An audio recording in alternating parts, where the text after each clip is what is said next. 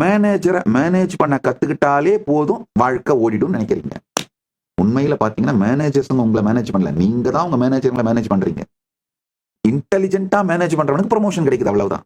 இல்லாத ஒரு பிரச்சனையை உருவாக்கி அந்த பிரச்சனையை உங்களை தவிர வேறு யாராலும் தீர்க்க முடியாது என்று மேனேஜரையும் மேனேஜ்மெண்ட்டையும் கன்வின்ஸ் பண்ணி கொஞ்ச நாள் கழிச்சு மேனேஜ்மெண்ட்ல நீங்களே அதை பத்தி கன்வின்ஸ் ஆயிட்டு, இப்படித்தான் இந்த அன்கான்ஷியஸ் ஃப்ளோ ஆஃப் லைஃப் நடக்குதுங்க.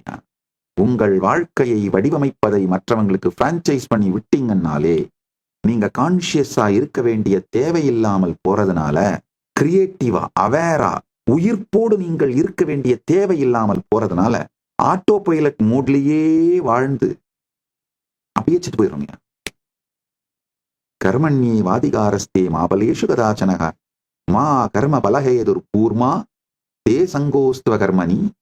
செயலிலே முழுக்க முழுக்க கான்சியஸா இயங்க துவங்கினீங்கன்னா உங்களுக்குள்ள இருக்கிற எத்தனை இடங்களிலே உணர்வரு நிலையில் நீங்க வாழறீங்கன்னு புரிஞ்சிருங்க. எத்தனை இடத்துல உணர்வரு நிலையில் அன்கான்சியஸா வாழறீங்கன்னு புரிஞ்சாலே கான்சியஸா செயல்ல ஈடுபட ஆரம்பிச்சிருவீங்க.